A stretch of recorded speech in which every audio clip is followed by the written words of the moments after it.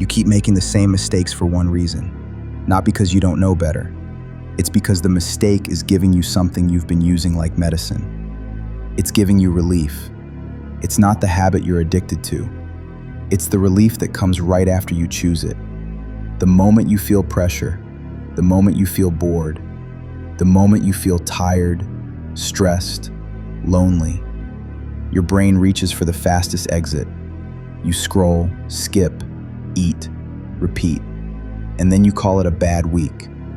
But it isn't a bad week, it's a pattern. And patterns don't change because you feel guilty. They change when you interrupt them. If you don't interrupt the loop becomes your life.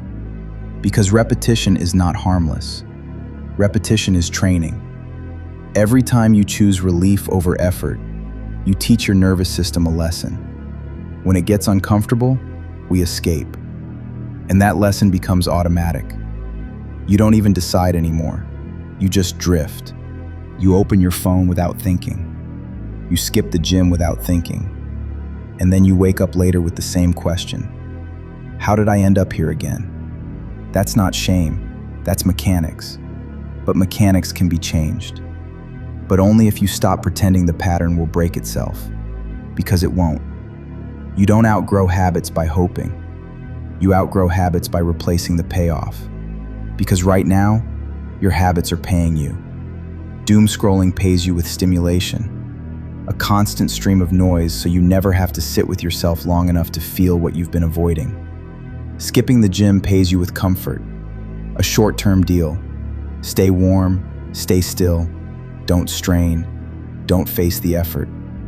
Bad diet pays you with immediate pleasure, a quick hit that smooths the edge of the day.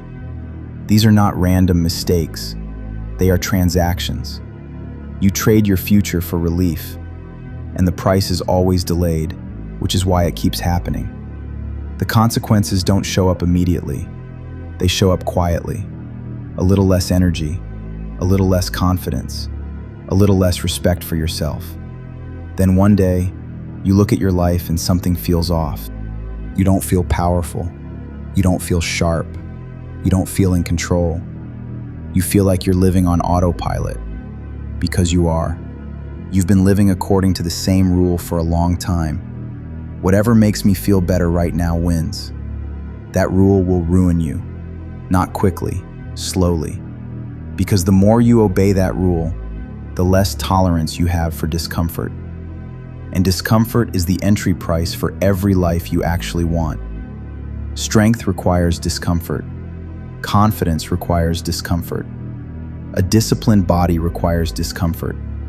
So if you keep fleeing discomfort, you are not just avoiding pain, you are avoiding your future. Now here's what most people misunderstand. The problem isn't that you're lazy. The problem is that you're trained. Trained to seek relief the second your mind gets tight. Trained to escape boredom like it's dangerous. Trained to treat discipline like a punishment instead of a standard. And because it's training, it's reversible. But reversals demand honesty. So let's get honest. Scrolling isn't your hobby. It's your sedation. It's what you do when you don't want to feel the moment you're in. When life gets quiet and you don't want to hear your own thoughts. When you can sense you're behind and you don't want to face it. So you flood your brain with content. Not because you're curious, because you're avoiding the silence where responsibility lives. And skipping the gym, that's not about time. It's about resistance.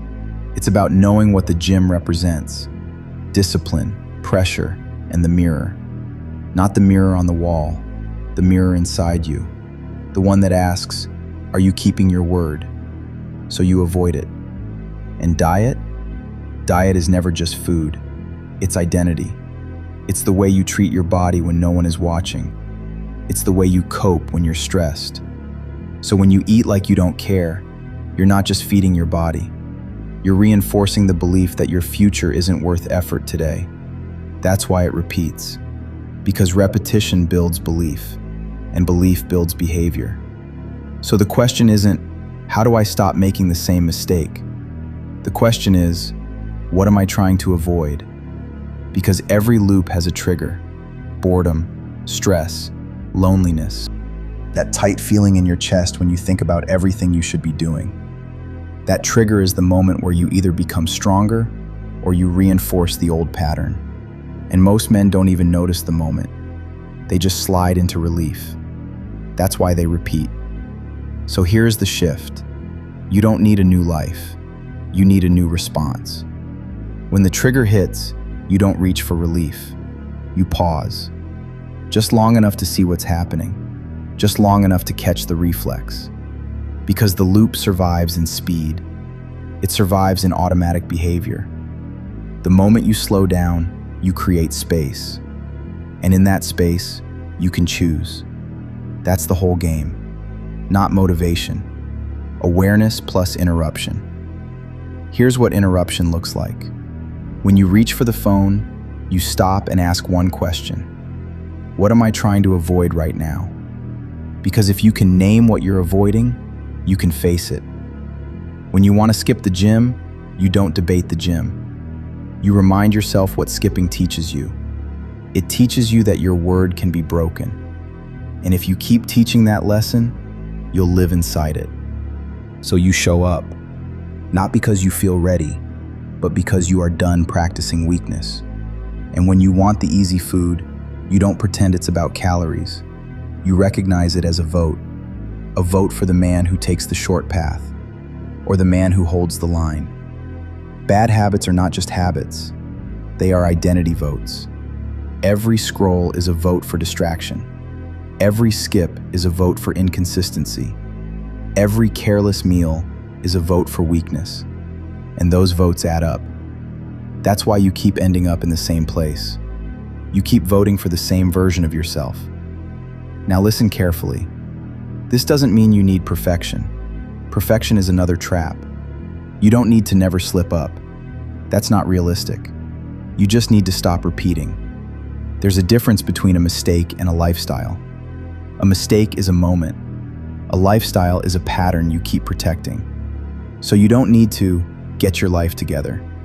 You need to break the loop once, and then again, and then again. Because the first time you interrupt it, it feels unnatural. Your brain will resist. It will demand relief. It will whisper, just this once. But that whisper is the old identity fighting for survival.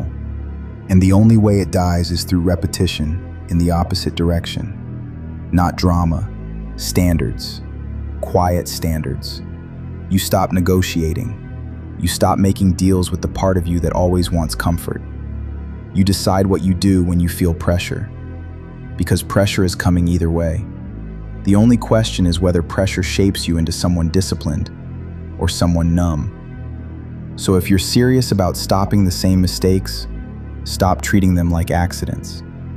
They are choices with a payoff, and you have to be willing to give up the payoff. Not because you love suffering, because you love what's on the other side of discipline more than you love relief. You want confidence? Earn it by keeping your word.